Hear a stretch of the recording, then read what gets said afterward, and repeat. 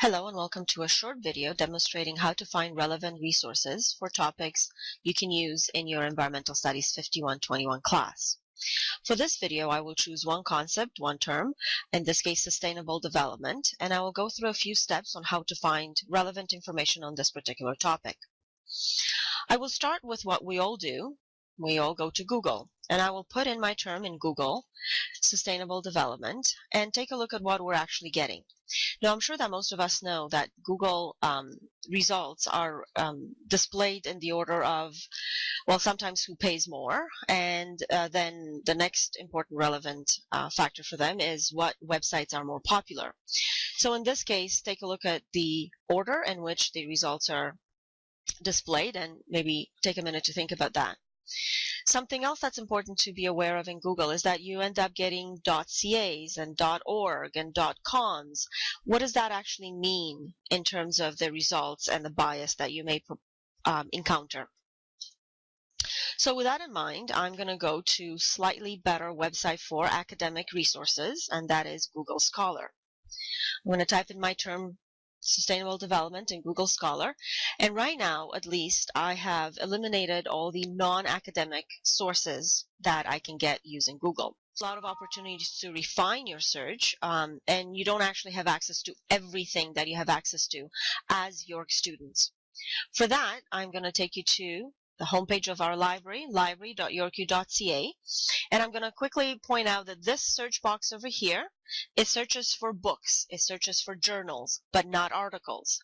It searches for maps and videos and government documents, but again, you're not going to get article level information from this particular search box. So I'm going to type in sustainable development here as a keyword, and I'm left with a lot of results to deal with. A nice feature of our website is that you can easily refine your results by format. For example, if you're only interested in books, then you can click on books. You still have a lot to deal with, but then you have other refine options such as subject. And this is a little bit more intuitive, and it really does change the way you think about your topic.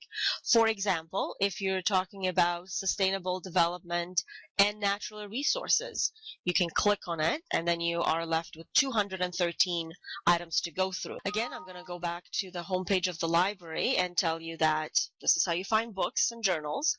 But in order for you to find articles and to use our databases to the best of their ability, I want you to click on Research Guides. Once you click on Research Guides, you get an idea of what we have here at York, all divided by subject.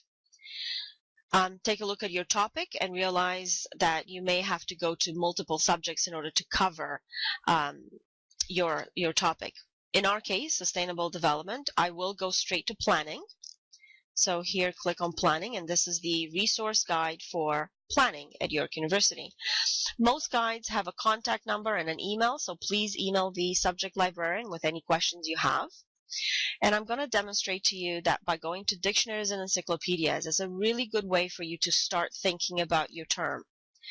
In our case, I'm going to click on Encyclopedia of Urban Studies. Just as an example, you have to maneuver a few of those in order for you to get in-depth knowledge of your topic. So this is Encyclopedia of Urban Studies. I'm going to type in sustainable development, and I will get sustainable development article here. It's from an academic point of view, and it's a really good way to start thinking about who writes about sustainable development. There are a lot of references within the article itself.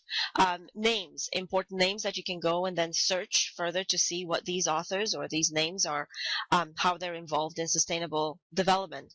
Sometimes you get a little bit of a history in terms of how this came to be. Depending on when the encyclopedia or dictionary was actually published, you can get a more up-to-date understanding of the topic. So again, this is how I would start learning about sustainable development from an academic point of view. Then I would go back to, so again, the homepage of the Planning Resource Guide, and I will try and look through the indexes and databases we have listed here. As you can see here on the website, you can also play around with newspaper articles. You can learn about citation styles and citation tools that we'll talk about. Don't forget that data and statistics are really important to your research as well. And a very big plan of your class is to actually take a look at official plans. They're actually listed here as well. But let's go back to indexes and databases. And this is a list of databases that deal with our topic, and they're usually listed in the order of usefulness. So in our case, I'm going to click on Urban Studies Abstract. Again, very easily put in my term. Now, I would actually like to put quotation marks around anything that's more than one word, because I want the results to be these two words together, not just random keywords somewhere in the article. I can use a lot of refine options right here, but for right now, I'm just going to show you, click search with sustainable development as a keyword, and I'm faced with over 2,000 results.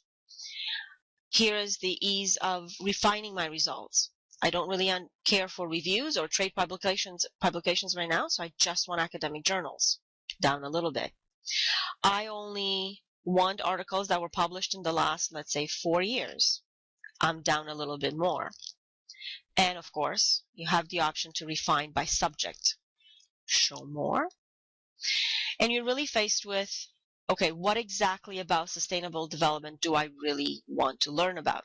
Am I going to put geography as one of my refinements? And of course, I can also go back to sustainable development and Canada, or sustainable development and land use, and then get a more narrow set of results. But let's say that I'm interested in strategic planning, and so this is where I click on strategic planning, I update this, and I am left with 56 results that I can click on the title, read the abstract, and understand what this is all about. I could also take a look at the subject terms and realize that I can use these terms back into my search box to be more reflective of the language that this particular database uses. I can also make use of some of the tools here on the side. For example, the cite tool.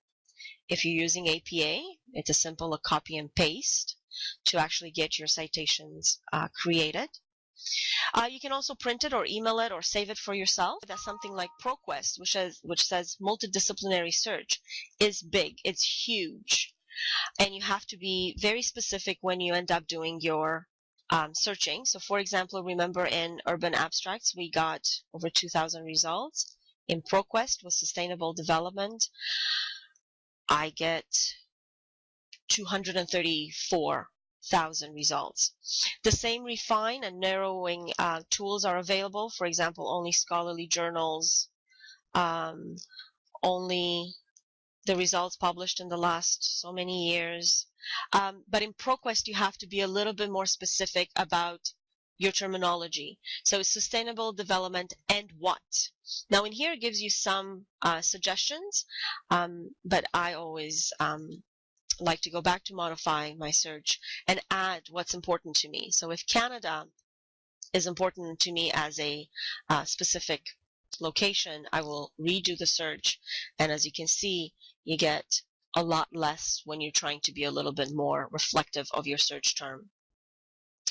So thank you very much for watching this video. This was just an introduction to how to start your research, but you can always contact me for further help. Thank you.